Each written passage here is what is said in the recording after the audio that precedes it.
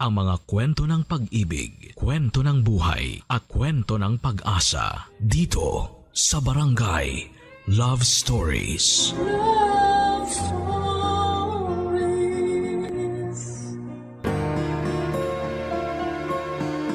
May mga pag-ibig na dumarating sa isang pambihirang pagkakataon at hindi ito mahahadlangan ng mga kabiguang pinagdaanan natin.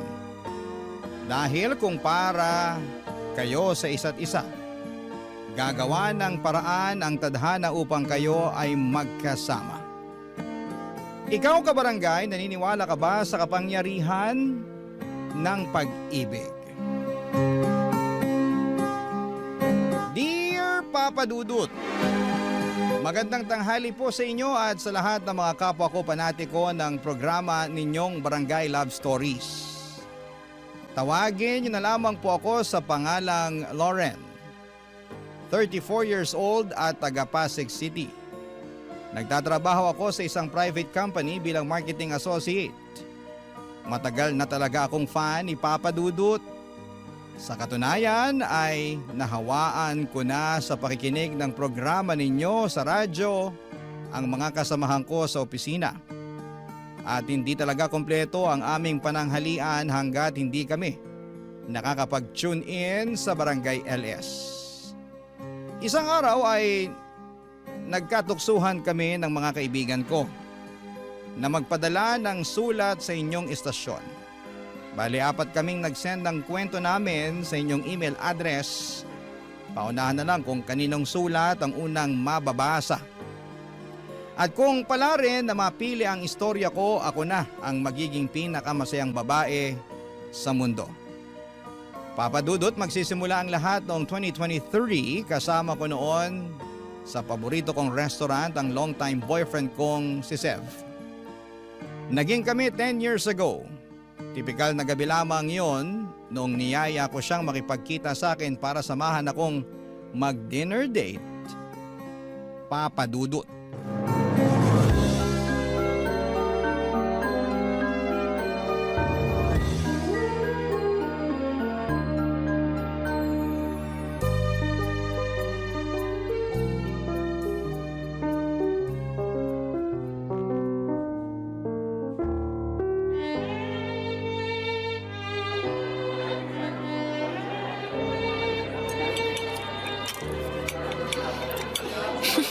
Grabe, sarap talaga ng Chinese cuisine nila dito, no? Paborito ko talaga tong pansit nila tsaka itong siomai. O teka, bakit parang hindi mo ginagalaw yung pagkain mo, babe? Wala akong gana. Hindi naman ako masyadong gutom eh. Sa katingin ko, kulang pa sa'yo yung mga in-order natin. Gusto mo, pati yung akin, kainin mo na eh. Ha? Bakit bigla namang naging ganyan yung tono mo? May problema ba? Paano ko sabihin ko meron? Ano yun? Di ano, kundi sino. Sino? Ikaw, Paano naging ako'y kumakain lang naman ako rito? nagtanong ka pa talaga, para ka nagutuman ng 1 linggo kung makakain ka dyan. Dami mo pang in-order. Maubos mo ba talaga yan? Mamaya masayang lang ang mga pagkain na yan eh. Mahal pa naman dito sa kinainan natin. Teka ha? Ang dami mo namang sinasabi, hinay-hinay lang, okay? Di ako makabuelo eh. Unang-una, ano bang problema mo? Bakit bigla mo yatang pinakialaman yung pagkain at saka yung mga in-order ko? Pangalawa, oo, gutom ako. Kaya na pa namin order ko tsaka kain. Anong masama ron? Masama doon kasi nakita mo na ba ang sarili mo sa salamin, ha? Ha? Ano namang kinalaman nun? Malaki. Kasi tingnan mo nga yung katawan mo, ang laki-laki na. Chef, ulitin mo nga yung sinabi mo. Sabi ko, ang laki-laki mo na. Takaw-takaw mo kasing kumain eh. Daig mo pa may sikmura ng balyena. Kaya tingnan mo, kitang-kita na sa katawan mo yung resulta oh. Excuse me? Alam mo, di ko lang sinasabi sa'yo to ah. Pero naaasiwa na kasi ako sa katawan mo eh. Pwede bang mag-diet ka naman? Bawasan mo mga kinakain mo para sumeksi ka. Medyo di ka na kasi maganda sa paningin ko eh. Nakakaumay, ganun.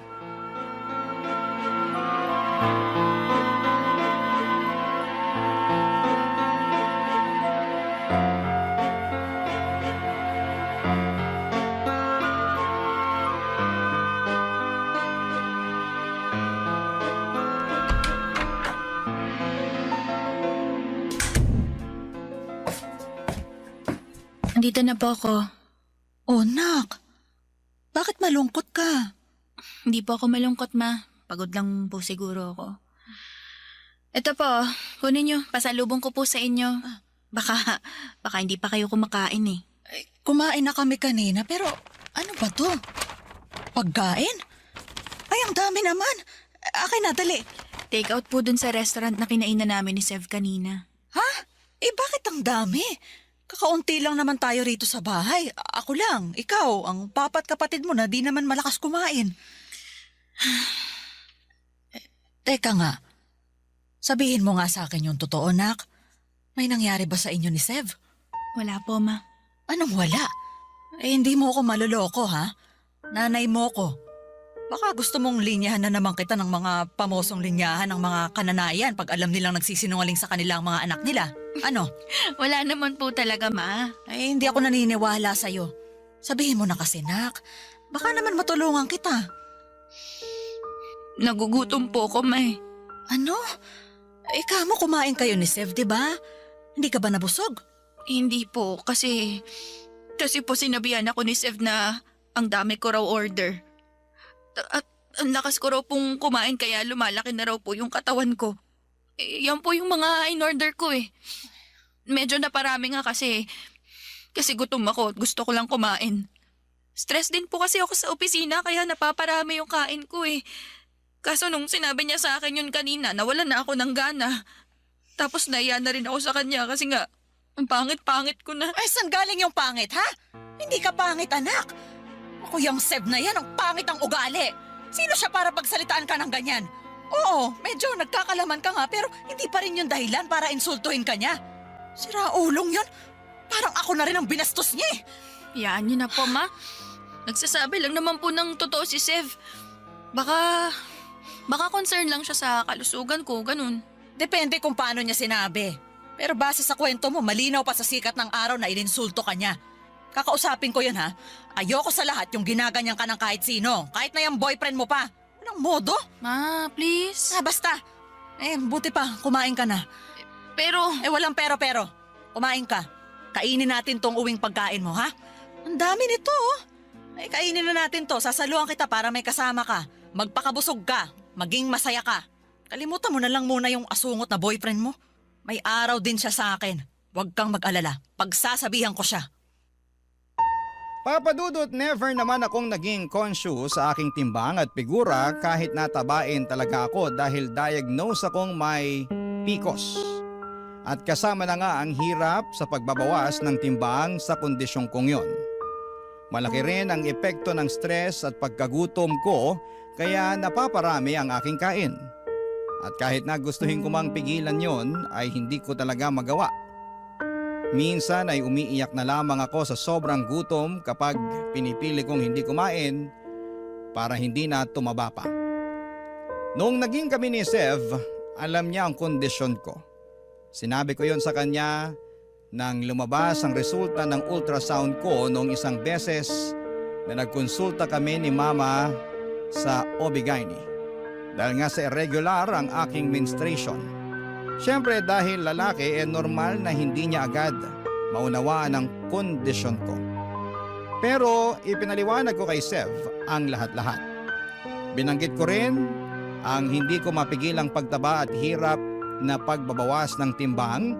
Kaya nga masakit sa akin na pinunayon ni Sev sa hindi magandang paraan. Pero sa kabila ng lahat ay nagpaka-mature ako at hindi pinalaki ang bagay na yon. Hindi nagtagal ay lumipas na lamang ang sama ng loob ko hanggang isang araw noong nasa bahay ako nila Sev. Ay bigla na lamang nangati ang kamay ko na maglinis ng kanyang kwarto dahil sobrang kalat na. Tapos ay meron akong nakita na siyang dahilan para manlaki ang aking mga mata.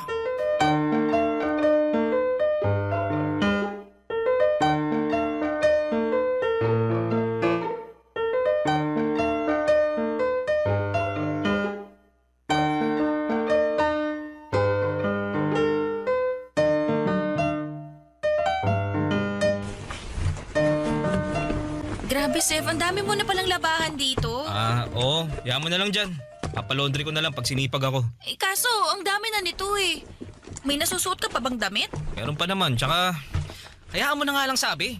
Wala nga lang sa akin yung tambak na mga labahan ko tapos ikaw kung todo sita. Sabi ng kung ano-ano.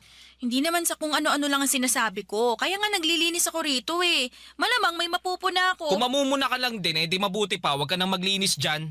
Saka di ko naman sinabing maglinis ka eh. Ikaw lang naman tong di mapakali. Masyadong makati ang kamay mo. Siguro, ganun lang talaga kaming mga babae. Hindi ko nilalahat pero karamihan ayaw sa makalat at hindi organisadong gamit. Kaya nagkukusa na lang kaming ayusin at linisin. Bahala ka na nga sa buhay mo. Kada may sasabihin ako, may ribat ka rin eh. Ikaw nga laging mainit ang ulo mo sa akin eh. Wala naman ako sinasabi at ginagawang masama sa'yo. Ay talaga naman oh. Paanong di maiinis imbis na manahimik ka na lang sana dyan at ayusin mo na lang yung paglilinis mo? Ang dami-dami mo pang sinasabi. Nakakatulig ng tenga boses mo, alam mo ba yon? Maglinis ka na lang dyan o di kaya iwan mo na yan tapos umuwi ka na. Tinatamad na ako kasama ka rito sa apartment kung ganyan lang din ang ugali mo. Sorry na. Suriin mo mukha mo. Sige na, maglilinis na lang ako rito. Susubukan kong manahimik. Mabuti pa nga. Di mo yata ramdam na kanina mo pa ako iniistorbo sa paglalaro ko rito sa laptop eh. Di ako makafocus oh. Papansin ka masyado. Kaya nga sorry na, di ba? Maglaro ka lang dyan, maglilinis ako rito. Ayusin mo ah. Kung makasabi ng aayusin, siya nga itong makalat sa aming dalawa. Ano yun? May sinasabi ka ba? Wala. Anong wala? Narinig ko may binubulong-bulong ka dyan eh. Wala nga yun. Sabi ko, ang ganda nitong pantalon mo. Di mo ba ito papalitan? Kupas na oh, butas-butas. Ngayon, pantalon ko naman pinag-iinitan mo. Di naman sa pinag-iinitan, nagtatanong lang. Wala akong planong palitan yan. Napapakinabangan ko pa naman eh. Okay, sabi mo eh. Alam mo, buti pa, ayusin ko na lang yung pagkakasalansan dito sa labahan mo. Babalik ta rin ko na rin ha, para pag nilabhan mo at natuyo, isusuot mo na lang. Bahala ka sa buhay mo. Check ko muna yung mga bulsa, baka may pera. Ha? Teka, anong pantalon ba yan? Ito, yung kupas na butas-butas. Yung ayaw mo ka mong palitan kasi napapakinabangan pa naman. Sabi ko, salansan ko na lang dun sa gabundok mong labahan. Pero check ko muna tong bulsa. Uy, may nakuha ako. Ay, kala ko pera. Ano kaya to? Wala, basura lang yan. Tingnan ko nga. Ano to? Sev! Ano ba kasi yan? Nagtanong ka pa talaga? Tingin mo sa akin, tanga? Malinaw pa sa sikat ng araw na resibo to ng motel, oh! Laki-laki pa ng pangalan mo? Anong ginagawa mo sa lugar na yon? Wala akong ginagawa dun. Anong walang ginawa?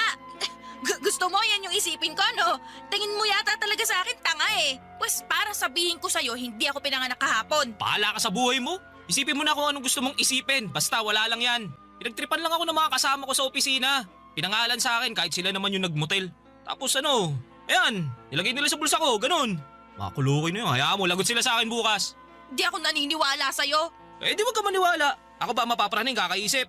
Di naman, di ba? Ikaw naman yun eh. Tsaka bakit ka ba nagagalit?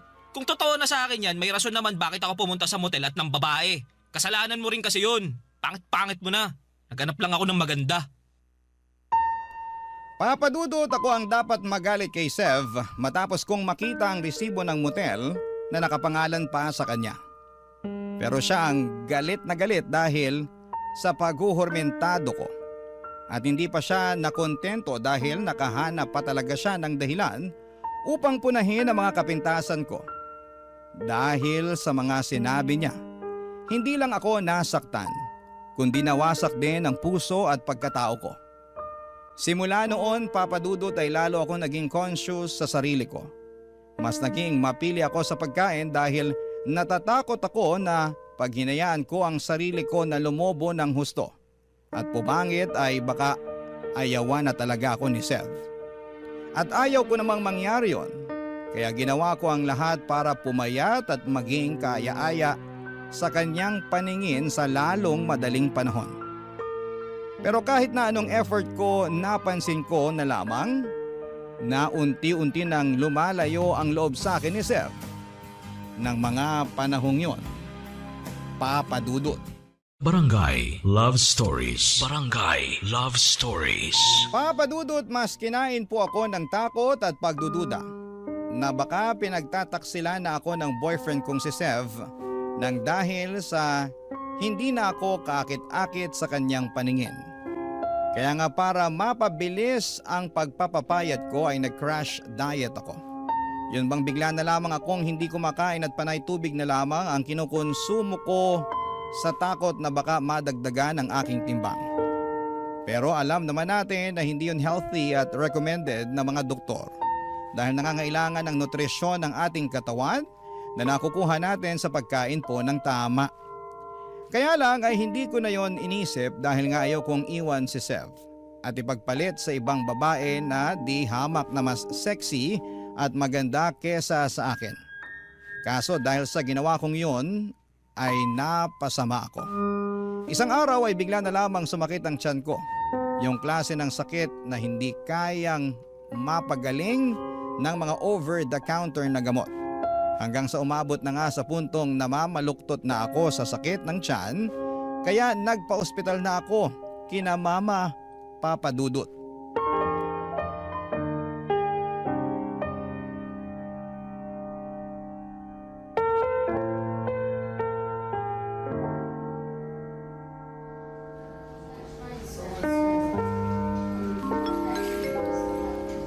Paging Dr. Abel.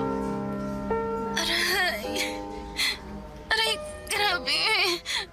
Sakit pa rin ang tiyan ko. Ang hirap ng may ganito. Hindi ko akalain na mau-hospital pa ako. Ano ba kasing ginawa mo sa sarili mo? Seryoso ka ba talaga sa inis mong yan? Oo, bakit? Mukha ba ako nagbibiro? Hindi, pero napaka-unnecessary din naman nung inis mo. Saka hindi ka ba nagwo-worry sa akin? Andito ako ngayon sa ospital, oh. Imbis na sungitan mo ko, di ba pwede magpakita ka man lang ng concern? Concern naman ako, kaya nga tinanong kita kung ano bang pinaggagawa mo dyan sa sarili mo, di ba? Di mo naman ako sinagot. Saan ako lulugar niyan? Eh, hindi ko nga alam kung ano ba nangyayari sa akin eh. Basta bigla na lang sumakit yung tiyan ko. Sobrang sakit na para bang hirap na ako maglakad kaya nagpasugod na ako dito sa ospital. Baka naman kaabag lang yan, ha? Sana nga, pero grabe naman yung sakit. Sus, alagaan mo kasi sarili mo. Di naman sa lahat ng pagkakataon maaalagaan kita. Puti sana kung mag-asawa na tayo eh. At kailangan pa bang maging mag-asawa muna kayo ng anak ko bago mo siya alagaan? Tita Maricar, Ma. kayo po pala. Huwag niyo na pong pagalitan si Sev. At bakit hindi ako magagalit? Nakakainis yung sinabi niya. Sa tono mo, Sev, parang utang na loob pa ng anak ko na alagaan mo siya.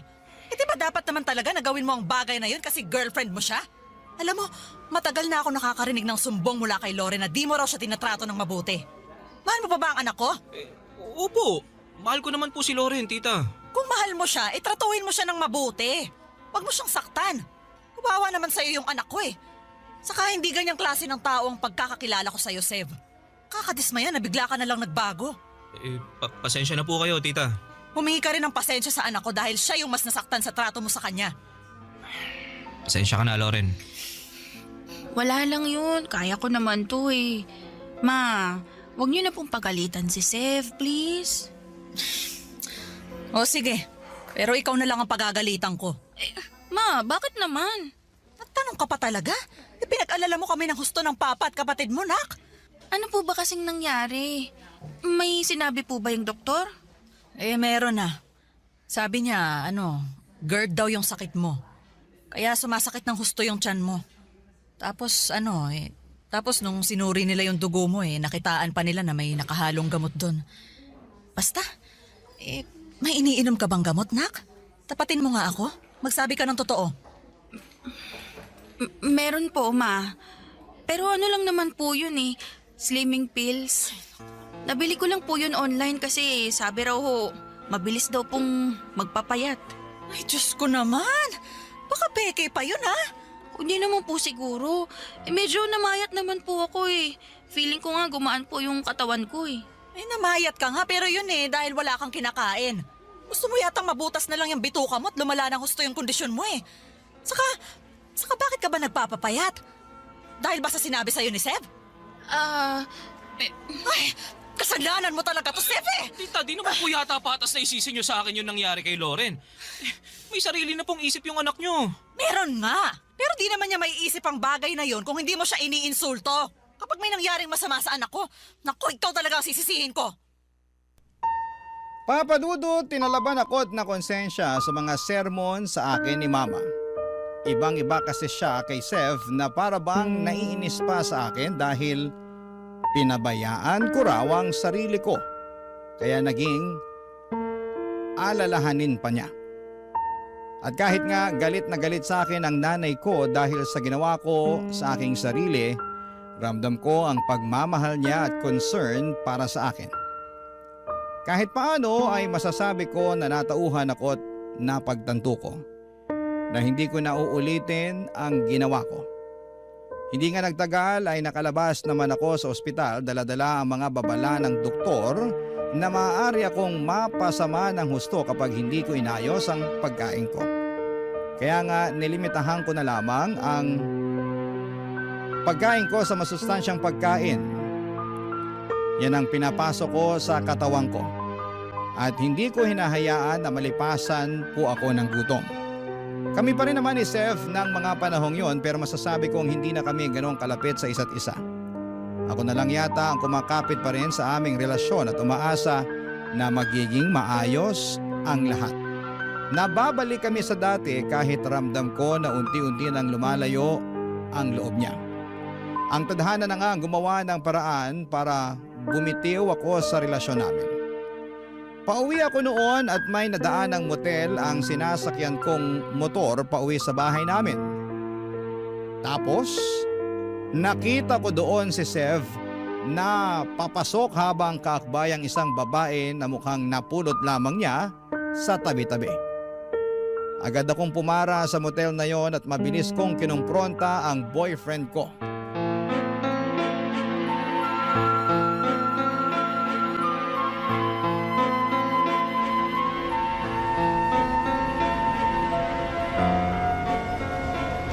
Hayop ka, Sev! Sino ba yun? Lauren! Ano, nagulat ka, no? Oo! Anong ginagawa mo rito? Di ba dapat ako nagtatanong sa'yo niyan? Anong ginagawa mo rito kasama yung babaeng yan? Pwede ba? Huwag kang mag-eskandalo rito. Nakakaya oh. Pinagtitingin tayo ng mga tao. Ah, marunong ka palang mahiya. Akala ko kasi pinakapal na ng panahon yung pagmumukha mo. At saka bakit ako mahihiya? Ikaw ang dapat mahiya kasi naturingan kang may girlfriend. Pero bakit may kasama kang iba, ha? Balak niyo pang mag-check-in para ano? Para gumawa ng milagro? Hoy, babae! Sino ka ba sa akala mo, ha? Bakit mo kasama yung boyfriend ko? Hoy Karen, for your information, Sandy ang pangalan ko. Huwag mo akong mabababae dyan, ha? Tsaka, for your information ulit, wala akong pakialam kung girlfriend ka nitong si Seth. Eh, hindi ko naman siya kaano-ano. Basta, binayaran niya lang ako para sa aking serbisyo. Tapos pumayag akong sumama sa kanya rito sa motel. Uy, huwag ka nang sumagot, pwede ba? Pinapalala mo lang yung sitwasyon eh. Ako pa ang nagpapalala, eh ikaw pala tong may girlfriend na iskandalosa? Tapos nagpahuli ka pa? Eh di kasalanan mo. Manahimik ka na nga lang. Lauren, magpapaliwanag ako. Ano pa bang ipapaliwanag mo? Harap-harapan na tong panloloko mo sa akin, Sev. Pasensya ka na. Ano pang magagawa ng paghingi mo ng pasensya sa akin? Tingin mo tatablan pa ako niyan? Tingin mo mapapatawad pa kita? Sev, bakit? Bakit mo nagawa sa akin to? Bakit mo ko niloko? Lauren, kasi... Kasi pangit na ako? Ha? Kasi mataba na ako? Hindi na ako kaaya-aya sa paningin mo, ganon? Hindi naman sa ganun. Anong hindi? Yun nga yung lagi mong pinapamukha sa akin eh. Na mataba ako, na pangit, losyang. Alam mo naman yung kondisyon ko, di ba? Alam mo na rin na pag nasa-stress ako sa trabaho, mas hindi ko nakokontrol yung pagkain ko. Nagsa-stress eating ako, ganon. Pero imbes na i-comfort mo ako kung ano-ano pang insulto narinig ko mula sa'yo. Tama ba yon, ha? Tama ba yon? Sagutin mo, tama ba yon? Lauren, Sa dinami-rami ng tao sa mundo, ikaw pa talaga na boyfriend ko mangi-insulto sa akin. Sobrang sakit ng mga sinabi mo, yung mga pinamukha mo. Tapos ako naman to si tanga, pinilit kong ayusin ang sarili ko para sa'yo. Para hindi mo ako iwan. Pero hindi mo yun na-appreciate. Nagalit ka pa nga nung na-hospital ako kasi sabi mo pinababayaan ko sarili ko. Hindi mo man lang ba naisip na kagagawan mo yon kung bakit? Tapos ngayon, mahuhuli kita nasa motel na may kasamang ibang babae. Hindi mo na ako nirespeto. Sev, hindi mo na ba ako mahal? Lauren, please naman. Kanina pa eh, nakakahiya na Bakit ako. nga ako mahihiya? Ikaw ang dapat mahiya kasi manloloko ka. Kadiri kayo, nakakasuka kayo. Tapos na tayo, Sev. Ayoko na sa'yo. Mamaya mahawaan mo pa ako ng kung anong sakit na pwede mong makuha sa babaeng yan.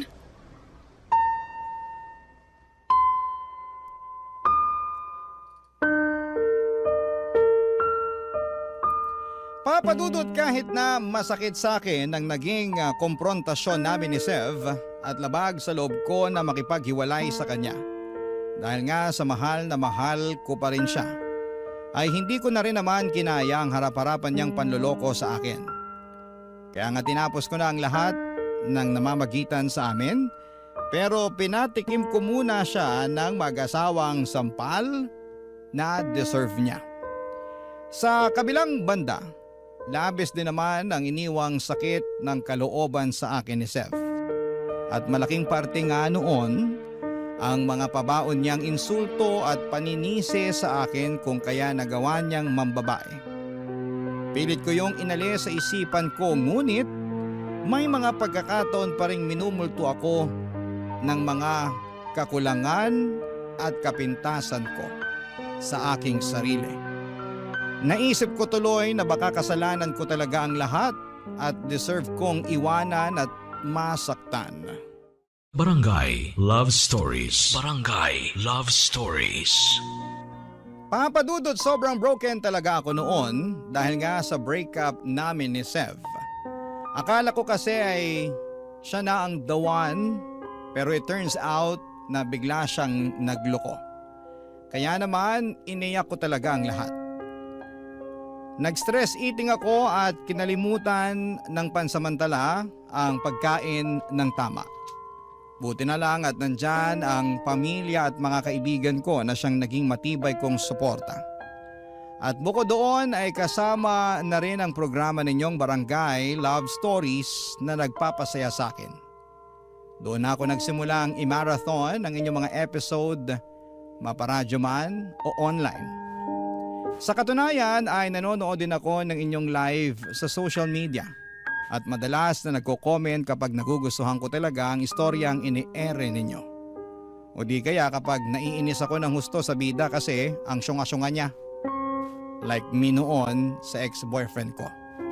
Pero siguro ay ganon talaga.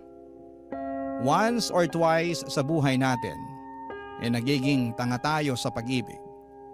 Moving forward, unti-unti naman ako nakausad at muling naniwala sa love dahil sa programa ninyo, Papadudot. Nakakatuwa at nakakaaliw ang mga kwento ng pag-ibig, buhay at pag-asa na binabahagi ng mga kabarangay natin. Kaya nga one time ay nakapag-iwan ako ng comment sa isa sa mga live ni Papa Dudut. Sabi ko doon, sana ako na lang ang piliin noong bidang lalaki. Kesyo hindi niya deserve ang karelasyon niya noon sa sulat niya na sobrang toxic. Tapos, nagulat na lamang ako. Dahil biglang may nag-reply at sinabi niya doon na ako raw ang pinipili niya. At dahil nga po sa mga nangyari, natawa ako at nireplyan din siya. Bale, nag-usap kami sa comment section ng live ni Papa Dudut hanggang matapos ang programa, tapos ay nagulat na lamang ako nang makatanggap ng personal message mula sa kanya. Hindi nagtagal ay nakilala ko nga siya bilang si Stefan Papa Dudut.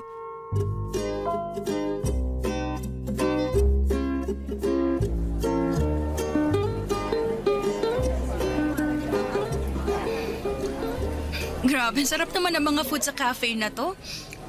Paano mo na-discover tong lugar na to? Grabing ganda, tapos affordable lang din yung mga pagkain. Ganda pa ng ambience. Tambay na talaga ako dito. Kilala na ako ng mga staff. Dito rin kasi ako madalas nagtatrabaho pag gusto kong maiba naman yung paligid ko. Yung bang ayoko muna sa bahay, yung ganun. Nakakasawa rin kasi. Wow, so work from home ka pala? Oo, simula pa nung pandemic. Nice, iwas traffic, no? Ay, ala, sorry. Masyado na ba akong maraming kinakain? Pansin ko kasi konti ka lang kumain. Baka mamaya iniisip mo, ang takaw-takaw ko ah. Masarap lang talaga yung pagkain. Hindi ko mapigilang kumain ng kumain. Kaya nga tayo umorder na maraming pagkain para kainin. Tsaka tiwala naman ako na masarap at magugustuhan mo yung mga dishes nila rito. Kaya yan ang in-order ko para sa atin. Galing din talaga ng taste mo, no? Lauren, salamat ha. Saan? Hindi kasi pumayag kang makipagkita sa akin. Akala ko kasi hindi ka free ngayon kasi sabi mo may ginagawa ka rin tuwing Sabado tsaka Linggo. Meron nga pero okay lang naman. Tsaka gusto ko rin lumabas kasama mo dahil matagal-tagal na simula nung makipag-date ako. I mean, friendly date, ganun. Kaya, thank you kasi di ko akalain na makikilala kita. Tsaka alam mo yun, ang funny lang kung paano nangyari yun. Kaya nga ako rin naman thankful kasi nag-reply ka nun sa akin sa comment section. Tsaka, eto na, di ba? Kasama na kita. Ka-date. Friendly date. Nga pala, mahilig kang makinig ng drama? Ayo! Nakakatuwa kasi nakaka-inspire. Tapos minsan, nakakagalit. Ay, true yan. Di ba? Siyempre, nakakadala yung kwento lalo na kung may nakakainis na kontrabida. Pero meron din namang nakakakilig. Nako, sinabi mo pa. Doon na nga lang ako kinikilig eh. Ay talaga? Bakit naman? Paano? Simula kasi nung iniwan at niloko ko ng ex kong masama ang ugali, hindi na talaga ako naniwala sa love-love na yan. Siyempre, bitter-bitera ng atake ng lola mo, ganun. Ikaw ba naman sakta ng bonggang-bongga eh. Kaya, nakikringe talaga ako pag nakakapakinig ako ng mga love story na yan until nagustuhan ko na lang bigla. Narealize ko kasi na hindi naman pare-pareho yung pinagdaraanan ng mga tao, lalo na sa pag-ibig. Merong masaya, maganda, meron din naman problematic. Pero alam mo sa uli, nagiging maayos din naman yung lahat. Alam mo, kagaya na lang ng mga realization mo. Naniniwala naman ako na pag hindi tayo nag-workout sa una nating relasyon, hindi pa naman katapusan ng mundo. Oo, masasaktan tayo, iiyak, malulungkot, 'di ba? Manghihinayang. Alam mo, parang ako lang yan kasi 10 taon na kami nung ex ko noon. Ang dami ko ring tanong sa sarili ko kung bakit niya ako nagawang lokohin. Hanggang ngayon, hindi ko pa rin nahahanap yung mga sagot eh. Baka ako yung problema, baka siya, ewan. Pero hindi na siguro yun mahalaga kasi mas focus na ako ngayon sa sarili kong kaligayahan. Tama naman. Naniniwala ako na panandalian lang ang kalungkutan. Sa bawat kwento naman palagi pa rin may happy ending sa dulo.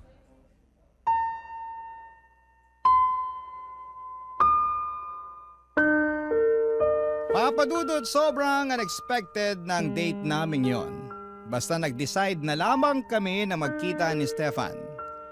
At masasabi ko na magaan ang aura niya noong unang beses pa lamang na nakita ko siya. Marami rin siyang alam na topic kaya hindi naging boring ang date namin yon. Sa unang beses matapos ang breakup namin ni Sev. Noon lamang ako lumabas kasama ang isang lalaki na nakilala ko nga online. Ang unang date namin yon ni Stefan ay nasundan pa ng mga nasundan ng marami pang date. Naging close kami sa isa't isa at mas nakilala ko rin siya ng gusto. Isa sa mga bagay na nagustuhan ko sa kanya ay wala siyang pakialam sa mga bagay na insecure ako. Lagi niyang pinupuri ang appearance ko at sinasabihan ako maganda kahit na napakasimple lamang ng ayos ko. Bukod doon ay nakikinig din siya sa akin. Yung klase ng pakikinig na may kasamang pangunawa at simpatya kaya naman unti-unti na akong nahulog sa kanya. Pero panandalian lang pala ang saya. Sapagkat isang araw ay merong binalita sa akin si Stefan na siyang dahilan upang malungkot ako ng husto. Papadudot.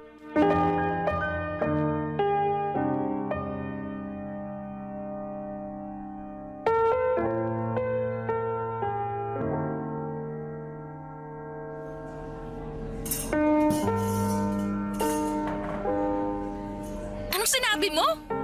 Joke ba yan o ano? Hindi yun joke, seryoso ako doon. Natanggap ako sa isang project sa Dubai. Matagal ko rin yung hinintay. So, ibig sabihin ongoing pala yung application mo noon pa? Oo, pero akala ko kasi di na ako doon matutuloy. Natanggap ka nga kamo at matagal mo na nga rin hinihintay. Ibig sabihin tuloy ka na. Daya naman, iiwan mo rin pala ako eh. Pero may social media naman Pwede pa rin tayo mag-usap doon. Meron nga, pero iba yung oras doon tsaka dito. Baka mahirapan tayo, lalo na siguradong magiging busy ka na doon pagdating mo. Makakahanap pa rin naman ako ng paraan para kausapin ka. Hindi mo naman kailangan gawin yun kasi magkaibigan lang naman tayo, di ba? Wala kang responsibilidad sa akin. Ang totoo, meron. Anong meron? Paano? Kasi gusto kita. Gusto kita higit pa sa isang kaibigan. Wow! Sasabihin mo sa akin gusto mo ako pagkatapos mong sabihin na aalis ka para magtrabaho sa ibang bansa?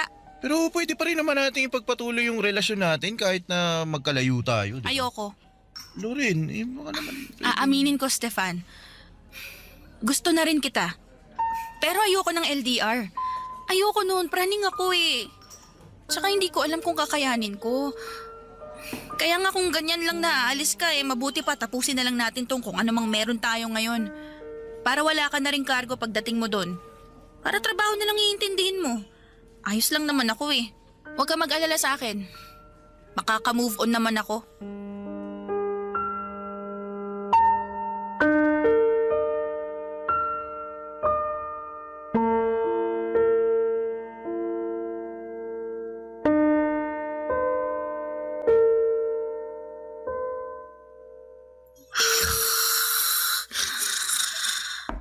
Lorenak, gising ka dali.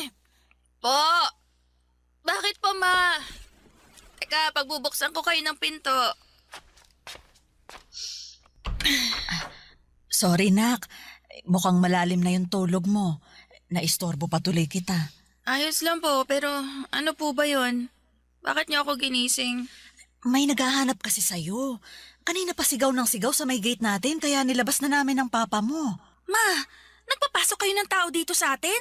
Oo, pero nagpakilala naman siya sa amin ng papa mo. Siya raw si Stefan. At nagmamakaawa siya na kausapin ka kaya sige na. Labasin mo na kasi di raw siya uuwi hanggat di ka nakakausap. Sige po, ma. Stefan, bakit pumunta ka pa rito sa bahay? Sorry Loren, hindi ko lang talaga kayang tanggapin na ganun mo na lang tinapos ang lahat sa atin. Ano ba kasing meron tayo? Gusto lang naman natin ang isa't isa pero wala nga tayong label eh. Tsaka aalis ka na, di ba? Dapat mas mag-focus ka na doon kaya sana kalimutan mo na lang ako. Hindi ko magagawa yun dahil mahal kita. Anong sabi mo? Mahal na kita at gusto kong maging tayo. O kung ano mang meron tayo ngayon. Ayokong itapon na lang basta-basta yung pinagsamahan natin. Gusto ko lumalim pa yun at magbunga. Gusto ko tang ligawan. Gusto kitang maging kasintahan. Gusto ko rin naman yun eh. Pero aalis ka nga eh. Pero babalik naman ako eh. Pag nakabalik na ako, magpapakasal tayo. Di pa nga kita sinasagot, kasal na agad gusto mo? Ikaw na kasi yung babae na nakikita kong makakasama ko hanggang pagtanda natin. Kaya sorry kung advance ako mag-isip. Ang totoo, ikaw na rin yung nakikita ko na gusto kong makasama habang buhay. Pero natatakot kasi ako eh. Hindi mo naman ako masisisi, di ba? Hindi, normal lang naman yung matakot. Ako rin naman natakot nung nagtapat ako sa'yo kasi naisip ko baka di tayo pareho ng nararamdaman. Baka di mo rin ako gusto katulad nung pagkagusto ko sa'yo. Natakot ako na masira yung pagkakaibigan natin pero nilakasan ko yung loob ko kaya nagtapat ako sa'yo. At sobrang saya ko nung sinabi mong gusto mo rin ako. Kaya Loren, sana bigyan mo ako ng pagkakataon para patunayan ko yung sarili ko sa'yo. At bigyan mo rin ng sansa yung kung anong meron tayo. Naniniwala naman ako na kapag pareho nating ginusto makukuha natin. Lalo na kung para sa relasyon natin. Itong pag-alis ko, panandalian lang naman to. Pagbalik ko, pangako, hindi na tayo magkakahiwalay.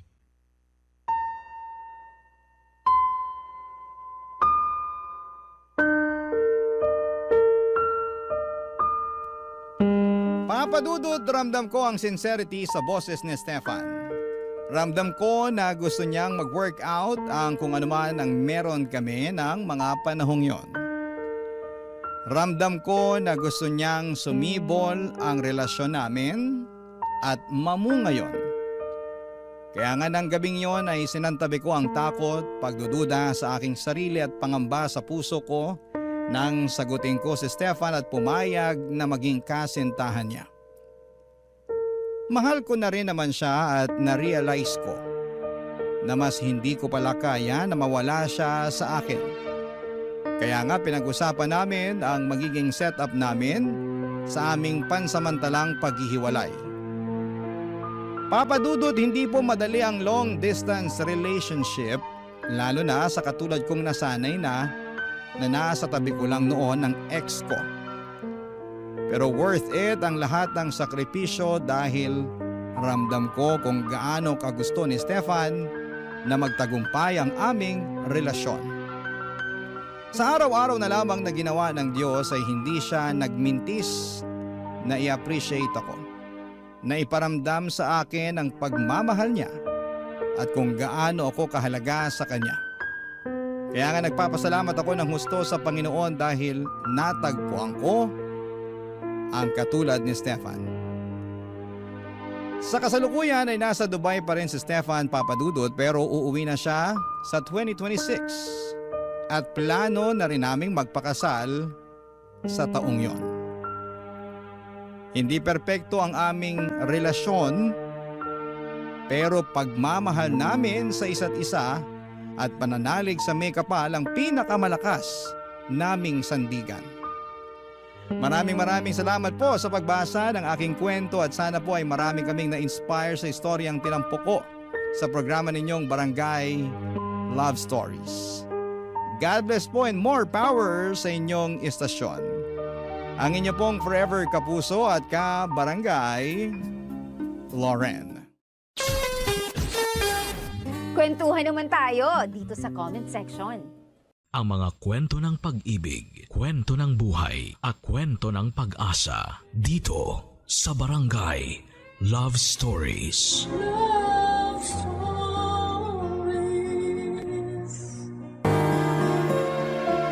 Hindi madaling makisama sa mga kapitbahay.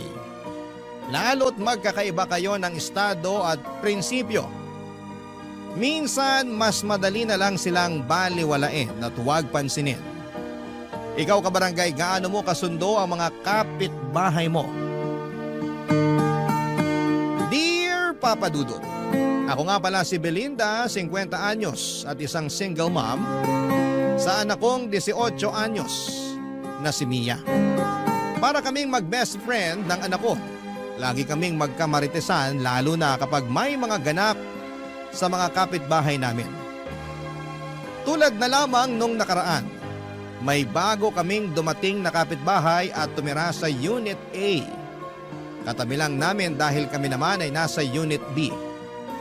May kamahalan ang renta sa Unit A dahil 2 floors yon at mas malawak pa. Kumpara sa aming mag-ina na 1 kwarto lang at nagkasya na lamang kami sa double deck na kama. Kaya nga mas naging close kaming mag-ina dahil iisa lang ang kwarto namin.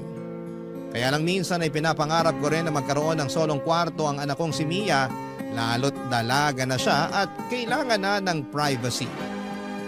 Minsan nga ay tinatanong ko kung magkano ang renta sa Unit A. Nalula na lamang ako. Hindi ko kaya ang presyo noon kaya sinabi kong magtiis na lamang muna kami ng anak ko dahil balang araw kapag nagkaroon na ng trabaho, ang anak ko ay magkakaroon na kami ng mas maayos na bahay. Yung bahay na may 2 kwarto. Kaya hanggang pangarap lang noon ng Unit A sa amin dahil hindi pa namin yon kayang upahan. Noong napakante nga yun ay panay ang punta namin doon ni Mia, doon kami nagkakape sa umaga. Hinayaan naman kami ng landlady namin basta wala lang kaming masisira. Ini-imagine naming madalas kung saan namin ipopwesto sa Unit A ang mga gamit namin na bibilhin. Hanggang isang araw ay hindi na kami pwedeng tumambay doon para magkape at mag-imagine.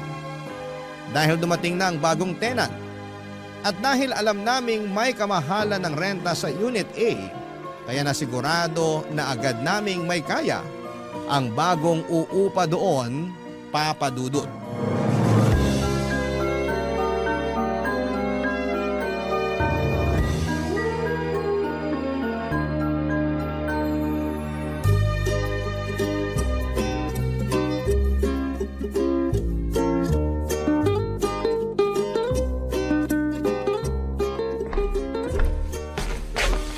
Nay!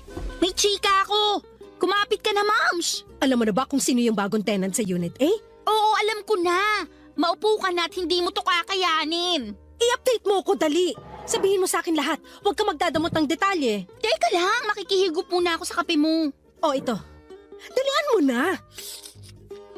Ang sama ng timpla mo sa kapinay. Apakapait. Nanlait pa. Nakikihigop na nga lang. Pero perfect yung mapait mong kape sa chika ko sa bagong kapitbahay natin. Magiging bitter ka talaga sa kanya. At bakit? Suspect. 25 anyos na dalaga, makinis, sexy, maganda, at mukhang mayaman. Vivian ang pangalan. Siya yung nasa Unit A? Puso mo, pakalmain mo. Narinig mo lang na 25 anyos na insecure ka na agad? Sinong kamukhang artista? May pagka-Bea Alonso ang ilong. Heart Evangelista ang kutis. Mata ni Carla Abellana at ngiti ni Marian Rivera. Fuck! Yan ang suspect natin. Ano pang nalaman mo sa kanya? Ang dami at ang mamahal na mga gamit niya, ha? Nakakatakot nga dikitan kasi baka pagbayarin ako pag nagasgasan. Mayabang naman yun. Uy, si nanay, nai-insecure na. Hindi ako nai-insecure, no? Tsaka hindi ako maiinggit. Hindi ka maiinggit kahit malaman mong meron siyang automatic washing machine na tatalunin lahat ng washing machine sa laundry shop dito sa barangay natin? Eme! Hindi ka maiinggit kapag nalaman mong dalawa ang inverter na aircon niya? Branded na, mukhang bagong linis pa. Nakakatuyo ng balatang aircon. Doon pa rin ako sa classic na electric fan. Walang inggit kahit malaman mong mas matangkad pa sa'yo ang branded niyang refrigerator? Wala pa rin tatalo sa Frigidaire natin na kaya makabuo ng yelong tig-tres kahit kalahating araw pa lang. Pero nay, namamaho na kaya yung ref natin? Nakakahiyang ipabukas sa bisita. Sino bang kakampi mo rito? Ako o yung ref ng Vivian na yon? Nagsasabi lang ako ng totoo sa ref natin. Kahit 3 sako ng uling ang ilagay mo, ang baho pa rin. Talagang babaho yung ref natin kasi panay ang siksik mo ng mga ulam na pasira na. Sino bang kalaban mo rito? Ako o yung ref natin? Ewan ko sa'yo. Kunin mo na nga yung pang BP ko at mukhang tataas na naman tong dugo ko. Sulitin na natin ang pagtaas ng dugo mo, Nay. Alam mo ba na si Vivian, ex ng anak ng kapitan dati? O ano naman? Ako nga nung kadalagahan ko niligawan ako ng pinakamasipag magpuyat na tanod. Yun ang gusto ko sa'yo, Nay. Competitive ka. Teka't kukunin ko na yung pang-BP mo para makita na natin kung gaano ka ka-high blood dahil sa pagiging insecure mo. Hindi ako insecure. Naku, pag ikaw humaba ang ilong, gagawin talaga kitang sabitan ng kaldero natin. Aba talaga? Heto na po, kukunin ko na yung pang-BP niya, oh. Nang umalis si Mia para kunin ang pang-bibi ko ay napag-isip ako. Bigla ko naalala ang nakaraang ko. Noong bata pa lamang ako ay hindi ko na naranasan na magkaroon ng magandang gamit at lagi naming pinagtsatsaga ang pamilya ang mga napaglumaang gamit ng mga kamag-anak namin na medyo nakakaangat sa amin. Kaya nga papadudot nagsumikap ako sa pag-aaral para masigurado na makapagtapos ako at makakuha ako ng trabahong may magandang pasahod. Pero parang hindi roon gustong idirekta ng Diyos ang plano sa akin na umasenso. Hindi ako nakapagtapos ng pag-aaral dahil sa maraming kadahilanan at syempre pinakamalaking dahilan na roon ay ang pagiging kapos namin. Ang masakit pa, nabuntis din ako habang nasa kalagitnaan ako ng pagkamit sa mga pangarap ko. Pinakamasakit doon ay hindi ako pinanindigan ng nakabuntis sa akin, ang tatay ni Mia. Hindi na ako nakipagrelasyon muli sa takot na mabuntis akong muli at iwan. Ayaw ko na magdala ng panibagong bata sa mundong ito tapos hindi ko rin naman pala mabibigyan ng magandang buhay. Minsan ay nahihiya na ako sa anak kong si Mia dahil hindi ko magawang ibigay sa kanya ang buhay na dapat para sa kanya. Yung buhay na tulad ng mga iniidolo niyang mararangya ang buhay. Pero mabait at maunawain ang anak ko, Papa Dudut. Ni minsan ay hindi niya ako sinisi sa nangyari sa kapalaran namin. Sabi naman niya kahit papaano ay nakakaraos kami at iyon lang ang mahalaga. Nasa ganong pag-iisip ako nang bigla akong makarinig ng katok sa pinto namin. Agad ko yung binuksan at bumungad sa akin ang bagong tenant ng Unit A, si Vivian. Totoo ngang bata pa siya, maganda at sexy. Kahit sinong anak ng kapitan ng barangay ay papatulan siya, Papa Dudut.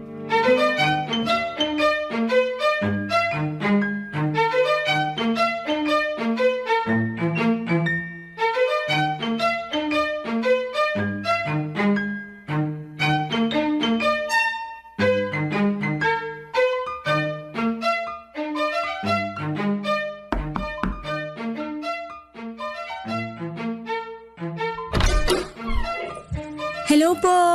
Ako nga pala si Vivian, yung bagong lipat sa Unit A. Hello! Ako naman si Belinda.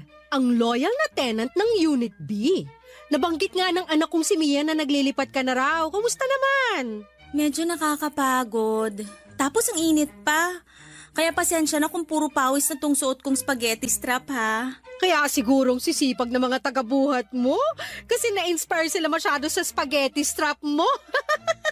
Joke. Ay, hindi dapat yan joke. Sinadya ko talagang magsuot ng spaghetti strap para mawala ang pagod ng mga tagabuhat ko ng gamit. Saka para ingatan nila yung pagbubuhat. Ang hirap naman kung magasgasan yung bago kong 75-inch smart TV na fully paid. Sana all 75 inches. Nay, hindi ko mahanap yung pambipi nyo. Hindi kaya sinangla nyo na naman kay Aling Tessa? Ano pang BP? Wala nagbe-baby sa lahi natin.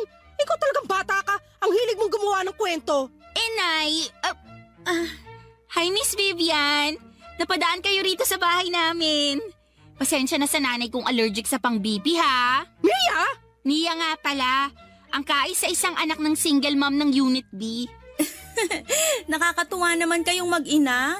Ito naman talagang sana all. Saka tawagin mo na lang akong Vivian, di naman nagkakalayo ang edad natin. May maitutulong ba kami sa'yo, Vivian? Kasi parang mukhang wala na eh. Halos trinabaho na lahat ng mga tagabuhat mo. Nakakaloka nga eh. Kahit yung mga kapitbahay nating lalaki, tumulong na rin. Ayaw pa magpabayad.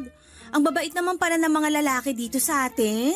Mabait talaga sila kapag naka-spaghetti strap ang babae. At nakamaiksing maong shorts. Baka kahit renta mo, libre na kapag nakita ka ng asawa ng landlady natin. Joke! Mapagbiro talaga kayong mag-ina, no? Nakakatuwa naman. Sana makaklose ko kayong dalawa. Pwede naman, basta makikiref ako sa'yo ng ulam ah. Ay, wala ba kayong ref? Meron, kaya lang may amoy eh. Meron kaming ref. Kaya lang tong anak ko eh. Kulang na lang pati sapatos niya ipasok sa ref. Gusto lahat malamig. Nakakainit tuloy bigla ng ulo. Parehas tayo, Mia. Gusto ko rin laging malamig. Kaya nga dalawa yung binili kong inverter na aircon eh. Bala ko pa nga bumili ng isa pa para bawat sulok ng bahay ko, malamig na. Yabang naman ng 3 aircon. Oy, joke lang yun ah. Okay lang. Hindi naman ako pikon.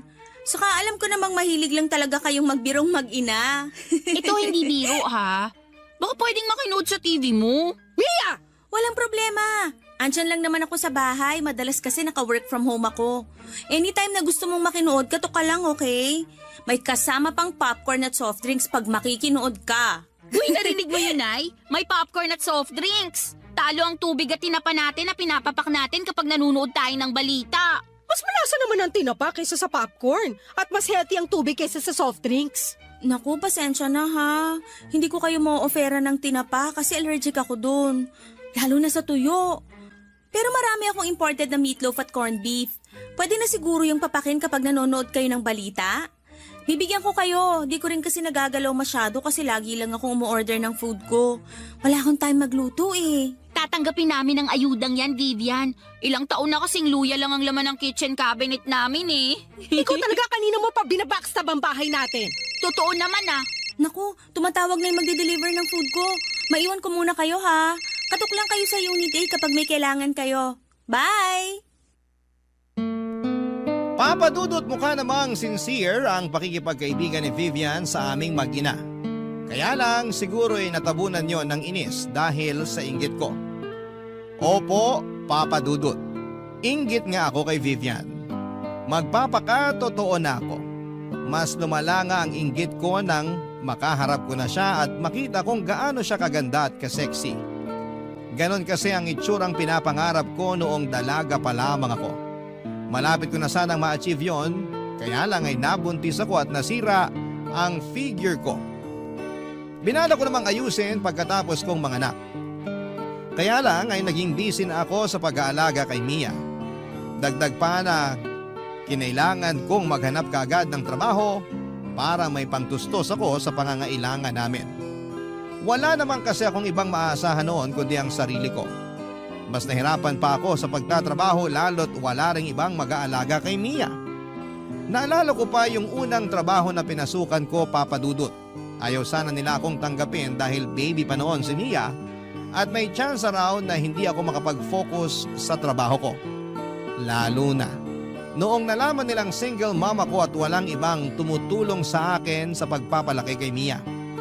Naiintindihan ko naman sila, Papa Dudut. Pero naawa sa akin ang boss ko at pinayagan akong dalhin si Mia sa opisina. Nasa ilalim ng mesa ko lagi si Mia. Doon ako naglatag ng higaan niya. Mabuti na lamang at hindi iyakin at madalas lamang tulog si Mia kaya hindi rin siya naging abala sa akin sa trabaho. Hindi rin siya nakaabala sa mga katrabaho ko. Ginawa ko yon ng ilang taon at nung nakahanap na ako ng panibagong trabaho na makapagbibigay ng mas malaking sahod ay buong puso akong nagpasalamat sa boss ko. Pinayagan naman niya akong umalis at binigay pa sa akin ang blessing niya. Doon ko rin nalaman na noong nagsisimula siyang magtrabaho ay kagaya ko rin siya. Isa rin siyang single mom at walang ibang tumutulong sa kanya kundi ang sarili niya, Papa Dudut. Barangay Love Stories. Barangay Love Stories. Naalala ko lang noong unang lipat namin sa Unit B, Papa Dudut. Mura pa lang noon ang upa. Medyo malaki na noon si Mia at kinakailangan naming makahanap kaagad ng malilipatan dahil pinaalis na kami sa luma kong inuupahan. Hindi na raw kasi yon ipapaupa dahil titira na roon ang anak ng landlord ko. Nahirapan akong makahanap ng matitirhan namin lalo't hindi ko rin kayang budget ng ibang paupahan. Hanggang sa makita ko ang tinutuluyan namin ngayon. Unit B. Malapit yon sa trabaho at higit sa lahat ay hindi ganoong kataas ang paupa. Mabait din ang landlady ko. Nagustuhan niya si Mia kaya naman pinayagan niya akong umupa roon. Binawasan pa niya ng 1,000 ang upa ko. Naaawa marahil sa kalagayan ko bilang isang single mom. Dito na kami tumira sa Unit B mula noon hanggang magdalaga si Mia. Hindi na rin tinataasan pa ng landlady namin ang upa sa amin. Sa aming mag-ina lang yun ha, dahil sa ibang tenants ay regular na nagtataas ang landlady namin. Bilang kapalit sa kabutihan ng landlady namin ay kami mismo ni Mia ang naging tagabantay ng compound namin. Kami na rin ang naglilinis ng lahat. Sinisiguro naming na ire-report namin sa landlady kung meron kaming makitang problema sa compound. Kaya mas lalong natuwa sa amin ang landlady namin. Mukhang forever na nga kaming uupa roon dahil hindi na kami makakahanap pa ng ganong kabuting landlady. At higit sa lahat ay hindi na kami makakahanap pa ng ganong kamurang paupahan. Malapit yon sa trabaho ko at malapit yon sa school ni Mia. Kinapos man kami sa karangyaan pero biniyayaan pa rin kami sa ibang paraan, Papa Dudut.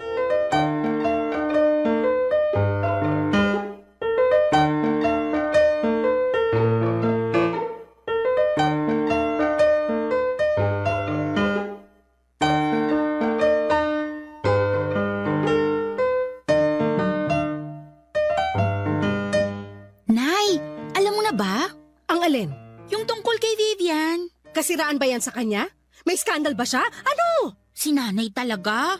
Ang bait naman ni Vivian pero gusto mo laging hanapan ng baho. Ano ngang nalaman mo sa kanya? May lang naman to. Ang dami na naman yung gamit na dumating. Bago lahat. Baka naman kasi may sugar daddy na nagpupundar sa kanya. Yan ang baho niya. Hindi rin, Nay. Sariling sikap si Vivian. Close na kayo? Pinayagan ka lang niyang makiref ng ice cream mo, pinagtatanggol mo na siya? Ayoko lang maging bias, no? Mabait naman kasi siya. Para saan pa tong inisplok mo na marami siyang bagong gamit na dumarating? Para lang inggitin ka. Effective, di ba? Sarili mong nanay, sinisira mong araw. Sinasabi ko lang kasi pwede tayong makisuyo sa mga gamit niya. Di ba nga pinapayagan na niya ako makiref? Tapos okay lang sa kanya kung makikinood ako sa TV niya. Ikaw naman hindi porket pumapayag siya, sige lang na sige. Mahiya ka rin naman. Siya kaya itong nag-offer. Saka gusto niya nga na nandun ako lagi para may kasama siya eh. Ang lungkot daw na mag-isa lang siya ron, lalo't bagong lipat lang. Namamahay pa. Bakit hindi siya dalawin ng sugar daddy niya? Wala nga siyang sugar daddy. Gusto kong paniwalaan na meron siyang sugar daddy. Ibigay mo na to sa akin. Iba ka talaga kapag nilalamon ng inggit, no? Busog na nga ang inggit sa akin eh. Kaya mas magandang wag ka nalang pumasok sa bahay niya. Kasi baka ma-stroke ka dahil sa inggit. Gaano kaganda ang bahay niya? Maganda. Parang mga bahay sa ibang bansa. Ang mamahal talaga ng mga gamit niya. Parang hindi nga bagay dito sa barangay natin eh. Ewan ko ba kay Vivian kung bakit dito pa niya naisipang lumipat? Pwede naman siya sa mga syala na kondo. Kasi kabit siya ng kapitan natin. Kanina sugar daddy tapos ngayon may kabit na siyang kapitan. Grabing imagination mo, Nay. Pumapalo talaga kapag naiinggit ka eh. Sa ganitong paraan lang naman gumagana ang loob ko eh. Hindi ko naiisip na miserable itong buhay natin kumpara sa kanya. Bakit mo naman kasi niisip na miserable ang buhay natin? Okay naman tayo ah. Kung okay tayo, bakit mo laging nilalait na mabaho ang ref natin? Bakit kailangan mo sabihin na laging walang laman yung kitchen cabinet natin? Oy, wala akong sinabing walang laman yung kitchen cabinet natin. Sabi ko nga may luya ron eh. Ikaw talaga mapagawa ka ng kwento. Ganon din yun. Nilait mo pa rin ang pasimple. Nay, hindi ka dapat makaramdam ng inggit kay Vivian. Saka dapat hindi mo dinadaw ng buhay natin. Sa'yo talaga nang galing yan? Matapos mong sabihin na ang baho ng ref natin? Kahit mabaho ang ref natin at luya lang ang laman ng kitchen cabinet natin, happy naman ako sa buhay natin. Hindi ka ba talaga happy, Nay? Happy naman sana. Kaso, biglang dumating si Vivian. Ang hirap na tuloy maging happy, lalo kapag nakikita mo sa kanya yung mga bagay na wala sa atin. For sure, meron ding wala sa kanya na meron tayo. Alam ko kung ano yan.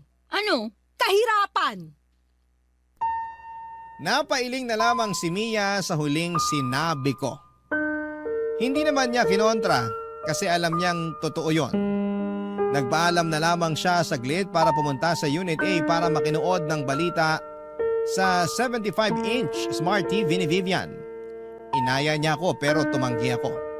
Ayos lang naman ako sa TV namin kahit na hindi flat screen ay okay lang. Ang TV pa rin kasi na gamit namin ay yung luma at mataba ang likuran. Pamana pa ito sa akin ng nanay ko. Napanalunan niya noon sa isang raffle sa peryahan. Inalagaan lang kaya tumagal. Ilang pusa na rin ang natulog sa likuran ng TV naming dahil laging mainit doon. Binuksan ko ang TV at mag-isa kong pinanood ang balita. Pero hindi ako makapag-concentrate sa pinapanood ko. Panay kasi ang balik ko sa nakaraan. Naalala ko pa kung ano ang pinakaunang gamit na pinundar ko noong lumipat kami sa Unit B. Isang kutsyon. Isang kutsyon ang una kong pinundar. Sa dati kasi naming inuupahan ay pinahiram lamang ang kutsyon sa amin. Binala ko nga yung hingin dahil gutay-gutay naman na at manipis na. Baka itapon lang nila. Pero sabi ng dati kong landlord ay kailangan daw nila yon para tulugan ang mga aso nila. Parang nasaktan ako doon. Kaming tao na mas kailangan yon ay hindi sa amin inabot. Pero hinayaan ko na. Sa unang gabi nga namin sa Unit B ay wala pa kaming kutsyon noon. Nagtiyaga kami sa mga karton na ginamit namin sa paglilipat. Pinatungan na lang namin ang mga tuwalya para hindi masyadong masakit sa likuran. Ilang araw pa ang lumipas bago ako nakabili ng kutsyon. Manipis lamang yon pero nagkasya na kaming mag-ina. At sa paglipas pa ng panahon, dala ng pagpupursige at pag-iipon ay nakabili na ako ng mas makapal na kutsyon. Hindi lang isa kundi dalawa para sa aming dalawang mag-ina, Papa Dudut.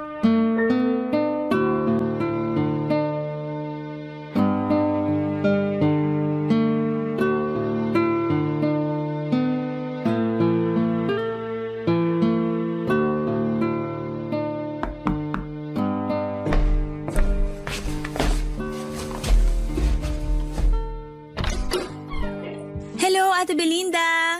Vivian! Huwag mo na akong tawaging ate. Hindi naman nagkakala yung edad natin. Ah, ganun ba? 25 years old ako eh. Eh, ikaw? 50. Ay, hinahanap mo ba si Mia? Wala kasi siya rito. Andun sa bahay ng kaklase niya. May tinatapos para sa school nila. Ay, hindi naman. May kailangan lang sana ako sa'yo. Sa akin? May kailangan ka? Anong meron ako na wala ka? Teka, bago mo sagutin yan, pumasok ka muna. Baka mahamugang ka dyan sa labas. Naka-spaghetti strap ka pa naman. Nagpalinis kasi ako ng aircon kanina. Kaya ka naka-spaghetti strap. Para linisang maigi yung aircon mo. At bigyan ng discount. Iba talaga ang hiwaga ng spaghetti strap, no? Parang lucky charm siya. Ano ba yung kailangan mo pala? Makikihiram lang sana ako ng electric fan kung meron kayo. Mayroon ako. 3 pa. Yung isa sira. Ayun, baka naman pwedeng pahiram. Yung sira ba? Yung gumagana sana. Pwede ba? Mukhang hindi mo na-afford magbayad ng kuryente dahil sa 3 aircon mo Hindi naman. Kahit gawin ko pang 4 yung aircon ko, makakabayad pa rin naman ako. Bakit ka nangihiram ng electric fan? Nakakadry pala ng skin yung lagi kang nakababad sa aircon. Napansin ko lang ngayon. Mukha kang dry. Grabe ka naman. Parehas lang naman tayong dry. Joke. Yan marunong na rin ako sumabay sa mga biro mo. Pero dry nga rin naman ako. Hindi ko naman kinakahiya yun. Tamad kasi ako uminom ng tubig tapos matipid pa ako sa lotion. Hayaan mo. Kapag pinahiram mo ako ng electric fan ngayon, bibigyan kita ng lotion. Deal? Duda ako kung bakit ka humihiram ng electric fan Ha? Anong nakakaduda doon? Mataas na kasi talaga ang singil ng kuryente ngayon. Napanood ko sa balita. Ayaw mo lang aminin na namamahalan ka na sa kuryente mo. Kaya hindi ka na muna gagamit ng aircon. Sabi ko nga sa'yo, kahit 4 pa na aircon ang nakabukas sa bahay ko, kaya kong bayaran yan. Kahit nakabukas pa yung pinto ko magdamag, kaya ko pa rin bayaran kung magkano man ang makukonsumo ko ron. Kaduda-duda lang kasi na biglang electric fan na yung gagamitin mo. May masama ba sa electric fan? Para sa aming mga nagtitipid lang kasi yun. Baka nga nagtitipid ka na rin ngayon. Pwedeng umamin. Ikaw talaga? Alam ko nanunukso ka lang kaya hindi ako mapipikon sa mga pang-iintriga mo sa akin. Pero kailangan ko lang talaga mag-electric fan kasi nagdadry na yung skin ko dahil babad ako sa aircon buong araw. Alam ko na. Hindi mo na afford bumili ng electric fan kasi naubos na yung pera mo. Kasi finuli paid mo yung 75-inch smart TV mo. Hindi kita masisisi kung magpapakumbaba ka na ngayon. Ganun talaga. Matuto tayo sa pagkakamali natin. Next time kasi, huwag masyadong lustay para may mahuhugot ka pa kapag kailangan bumili ng electric fan. Bakit ba masyado kang masaya na malaman na wala akong pera? So wala na nga. Kasi di mo na afford bumili ng electric fan. Umorder na ako ng industrial electric fan. Yung pinakamahal. Hindi pa siya makakarating ngayon kasi within 3 to 5 days ang delivery mula sa mamahaling shop na inorderan ko. Branded yung electric fan na binili ko. Yung gamit mismo ng mga sikat na vlogger at artista. Hayaan mo pag dumating na, ipapahiram ko sa'yo para ma-experience mo naman kung paano makatikim ng pangmayaman. Che, sa'yo na yung electric fan mo. For sure, hirap nang umikot yan dahil napupuno na ng alikabok at kinakalawang na yung loob. Che, uli! Hindi ako nakasagot sa sinabi ni Vivian Papadudut. Gusto ko siyang labanan sa pagtataray niya pero naisip kong ako naman pala yung unang nang atake sa kanya. Ewan ko ba kung bakit ko ginawa yon, siguro'y naipon na lamang din talaga yung inggit ko sa katawan ko. Masisisi niyo ba ako? May pagkamayabang din naman kasi si Vivian. Kung paano niya ibida sa akin yung mga gamit niya, akala ba niya ay hindi ko ramdam? O baka naman masyado lang akong sensitive at wala naman siyang balak ipamukha sa akin yon. Pero dahil nababalot ako ng halo-halong emosyon kaya hindi na ako nakapag-isip pa ng maayos. Para sa akin noon, kontrabida talaga si Vivian. Kaya naman naisipan kong labanan siya sa mga pinagyayabang niya. Nang makauwi si Mia, nalaman kong hinarang pala siya ni Vivian sa gate at kinuwento ang ginawa ko. Hindi ako kinampihan ni Mia kaya mas lalo akong nainis kay Vivian. Immature daw ako, sabi ni Vivian.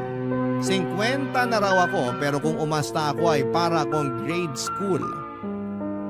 Doon ako mas lalong nag-init. Napacheck tuloy ako sa BP ko. Tama nga ang hinala ko, tumaas na naman ang BP ko.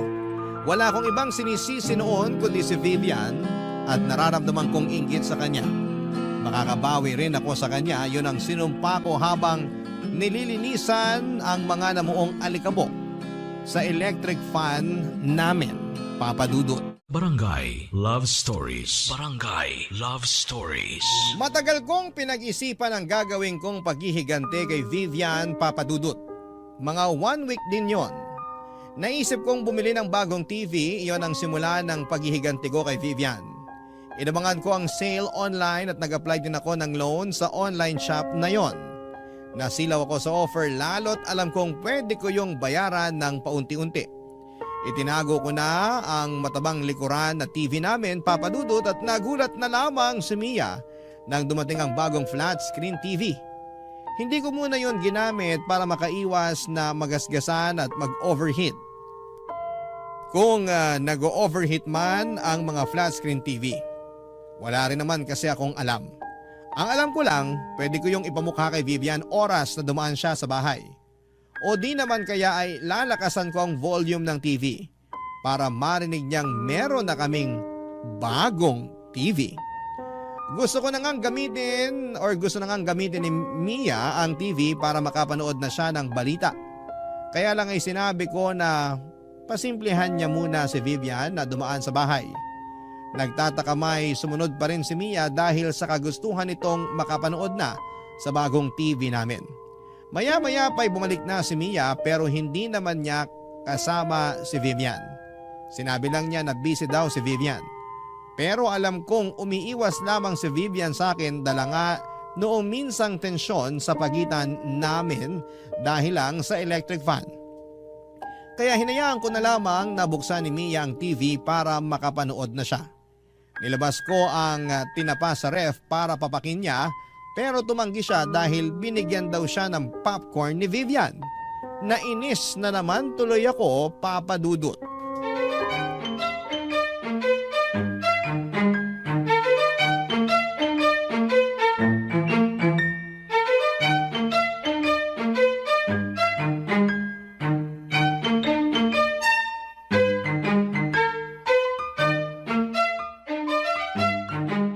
Ayos tong TV natin, Naya. Siyempre naman. Hindi tayo papatalo sa iba dyan. Kay Vivian na naman ba? Meron pa bang iba? Alam mo, Nay, pabayaan mo na siya. Enjoyin na lang natin tong bagong TV natin. Uy, ang saya ko! Hindi ko na kailangan pukpukin yung likuran ng TV para lang gumana kapag nagbo-blur yung pinapanood ko. Yan ang regalo ko sa'yo sa kasal mo, ha? Ipapamana ko sa yung TV na yan. Ha? Ito ang ireregalo mo sa akin pag kinasal na ako? Baka basag na yung screen nito kapag nakahanap na ako ng lalaking papakasalan ako. Grabe naman yung regalo mo, recycled. Wala akong pakialam. Ipapamana ko pa rin tong TV sa'yo, kaya alagaan mong mabuti. Tulad ng pag-aalaga ko roon sa matabang TV natin dati. Hayaan nyo, Nay. Aalagaan ko tong TV natin. Sisiguraduhin ko na makakakain siya ng 3 beses sa isang araw. Bibilang ko rin siya ng vitamins, lalo kapag napupuyat siya sa gabi. Okay na po ba? Puro kakalokohan. Lakasan mo nga ang volume ng bagong TV natin. Malakas naman ang volume Hindi nyo pa rin ba marinig? May pangbili ng bagong TV pero cotton buds wala. Naririnig ko kaya lang gusto kong marinig din sa Unit A. Nako, kay Vivian na naman. Siya bang inspirasyon mo kaya ka bumili ng bagong TV? Malamang! Ano nga namang ikaw? Ayan na ata si Vivian. Lakasan mo yung volume. Tsaka humanap ka ng mapapanood na matingkad ang kulay. Wala naman tayong cable na. Iisa lang ang channel natin. Wala akong pakialam. Gumawa ka ng paraan. Lagyan mo ng filter yung palabas. Ay, teka. Bubuksan ko lang yung pinto. Hi, Belinda! Hi, Vivian! Dinig ko ang lakas ng TV niyo sa unit ko Ganun ba? Sobra naman pala ang lakas ng sounds ng nabili kong TV. High quality talaga. Umaabot talaga sa'yo yung tunog. Oo, naka-apekto siguro na nakabukas lahat ng bintana niyo kaya dinig sa akin. Pwedeng makita? Pasok ka. Pwede ka rin makinood kahit anong gusto mo. Nay, isa lang ang channel natin. Lagyan mo ng filter. Wow, ang cute ng TV niyo Anong cute? Ang cute para sa maliliit lang. Ang laki kaya ng TV namin. Oh, sorry.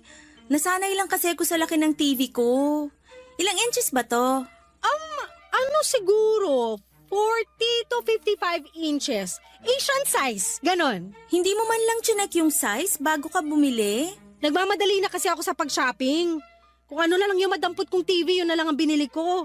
Next month, bibili na lang ulit ako ng bago. Balitaan kita. Maganda yan. Nakakatuwa naman. Kasi tong si Mia laging nagre-reklamo dun sa matabang likuran na TV nyo eh. At least ngayon may flat screen na kayo.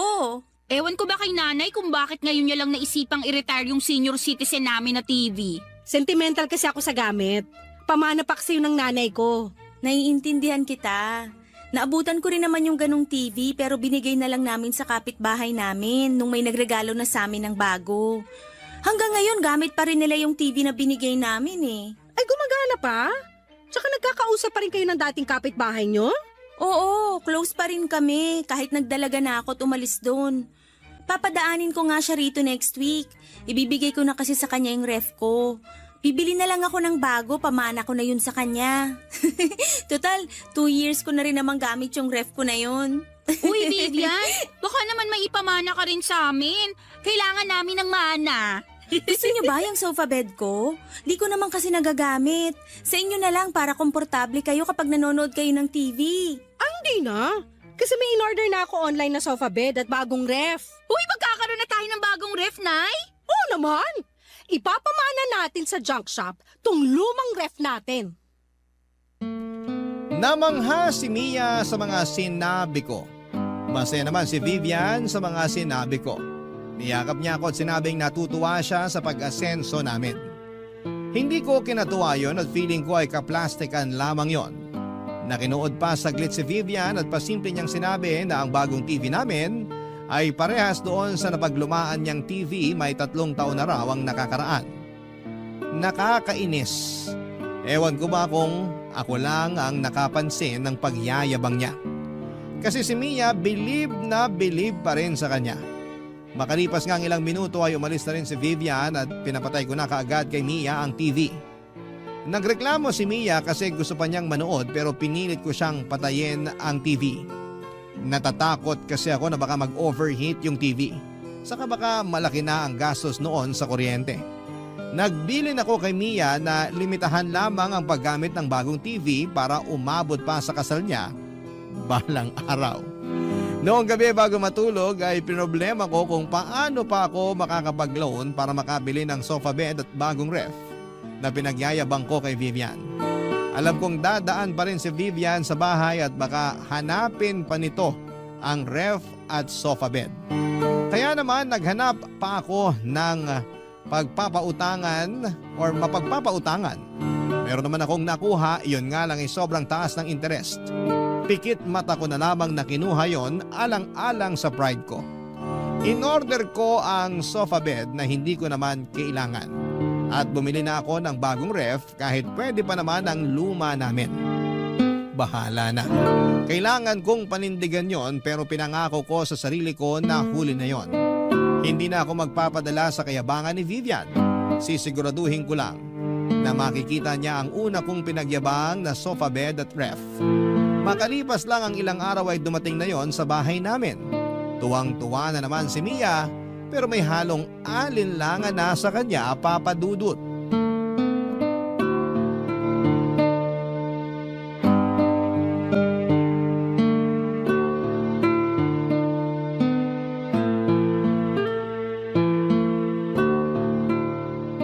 Ito na ba yung sinasabi niyong sofa bed kay Vivian? Ang ganda, di ba? Parang ang tigas. Nanlait pa. Baka naman delikado to sa spinal cord, Nay, ha? Magpasalamat ka na lang na meron na tayong sofa bed. Bakit kasi bumili ka pa parang hindi naman natin kailangan? Para ma-enjoy mo kapag manonood ka sa flat screen TV natin na hindi pa fully paid. Parang di nakaka-enjoy kasi nga matigas. Baka sumakit lang ang katawan ko. Para akong nakahiga sa isang sakong bigas eh. Eh di wag mong higaan. Ako na lang. O kaya kapag may bisita tayo makikitulog sa atin. Talaga? Tatanggap na tayo ngayon ng bisita? Di ba nga ayaw mong magpatuloy ng bisita kasi dagdag pa ka mo sa papakainin? Magpasalamat ka na lang at nakabili ako ng mga bagong gamit natin. Nagpapasalamat naman ako, kaya lang hindi ba parang sobra na tunay? Kasi hindi naman natin talaga kailangan itong sofa bed. Ay yung ref, hindi ba? Panay ang reklamo mo na mabaho na yung ref natin. Oo, mabaho nga pero may sentimental value sa akin yun eh. Yun na kaya yung ref na nakalakihan ko. Andun pa nga lahat ng sticker na dinikit ko eh. Mas maganda yung bago natin. Pag pwede na siya isaksak bukas, makikita mo. Kasing lamig ng yelo sa US ang may experience mo. Speaking of yelo, bibili muna ako sa labas. Hindi pala tayo nakagawa kagabi. May binili pa naman akong soft drinks. Sayang kung walang yelo. Bumili ka na rin ng popcorn para malantakan natin mamaya habang nanonood. Wow, asensado na. Hindi na tinapa ang pinapapak. Alis na ako. Ay, Vivian! Hello! Nagulat naman ako sa'yo. Kakatok pa lang sana ako pero nabuksan mo na agad yung pinto. Andyan ba nanay mo? Oo! Nay! Andito si Vivian! Labas lang ako ha. Bibili ako ng yelo at popcorn. Hi, Belinda! Hi! Andito ka? Gusto mo makita yung sofa bed at bagong ref namin, no? Nakita ko na kanina nung dineliver dito. Congrats ha! Hindi na magrereklamo si Mia sa amoy ng lumang ref nyo. Mareklamo lang talaga ang anak kong yan. Naalala ko nga sa kanya yung sarili ko nung bata pa lang ako Naalala? Hindi ko pa yata nakwento sa'yo kung bakit malapit ang loob ko sa inyong mag-ina. Kasi nung bata ako, katulad ko rin si Mia. Marami rin akong gustong bagong gamit tulad ng nakikita ko sa mga kakilala namin. Pero hindi namin afford. Single mom kasi nanay ko. Parang ako. Oo. Kaya nga magaan din agad ang loob ko sa inyo. Kahit minsan tinatarayan mo ko. Mag-isa niya akong tinaguyod. Tinipid niya rin ako para makapag-aral ako at makapagtapos. Kaya nga naaawa ako sa kanya. Yun, habang nag-aaral ako, marami akong ginawang sideline. Nagturo ako ng mga Chinese at Korean online, tapos marami pa akong pinasok na trabaho. Para ako na lang yung bumili ng mga kailangan namin sa bahay. Nagawa ko naman. Lalo na nung nakapagtapos na ako ng pag-aaral, tapos nakakuha na ako ng magandang trabaho. Nasaan ang nanay mo? Ay, wala na Masaya na sa kabilang buhay. Sorry, hindi ko alam. Kaya siguro ako ganito ngayon. Bili lang ako ng bili ng mga gamit na pangarap namin dati ng nanay ko. Baka sakaling makabawi man lang ako sa kanya kapag nakita niyang asensado na yung anak niya. Kaya, pasensya na kung madalas nagtutunog mayabang na ako sa mga pinamili kong gamit. Oo nga Nayayabangan nga ako sa'yo nung una. Pero hayaan mo na yon. Naiintindihan ko na ngayon. Hindi ko naman gustong ipagyabang. Kaya lang pagkaharap kita, parang sinasalamin mo nanay ko. Kaya gusto kong sabihin sa'yo lahat ng nabili kong mga gamit kasi sa puso ko, parang gusto kong matuwa ka. Kasi parang sa ganung paraan, feeling ko, natutuwa na rin si Mama.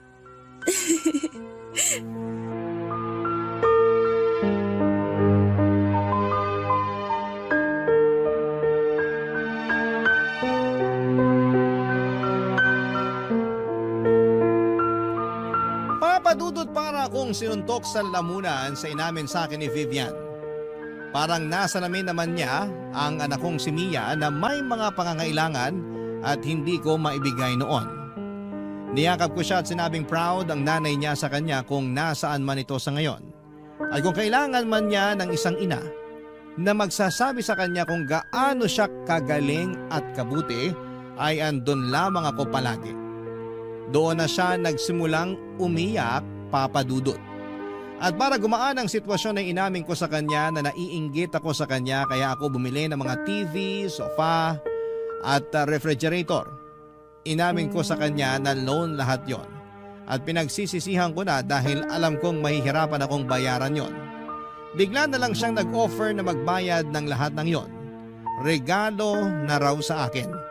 Tinanggihan ko dala ng sobrang hiya. Pero sinabi niya sa akin na parang sa ganoong paraan ay niregaluhan na rin niya ang nanay ko. Kahit ako ay naiyak sa naging offer niyang yon, mali nga na mainggit sa kanya dahil mabuti siyang tao at anak. Deserve naman talaga niya mga magagandang bagay na naipundar niya. Doon na kami nagkaintindihang dalawa, Papadudot. Pagkatapos noon ay dumating na rin si Mia at niyakap siya bigla ni Vivian at kinagulat niya yon. Hindi ko na lang sinabi sa anak ko ang nangyari bago siya pumasok sa bahay. Inaya ko si Vivian na manood sa TV namin kahit na isang channel lamang yon.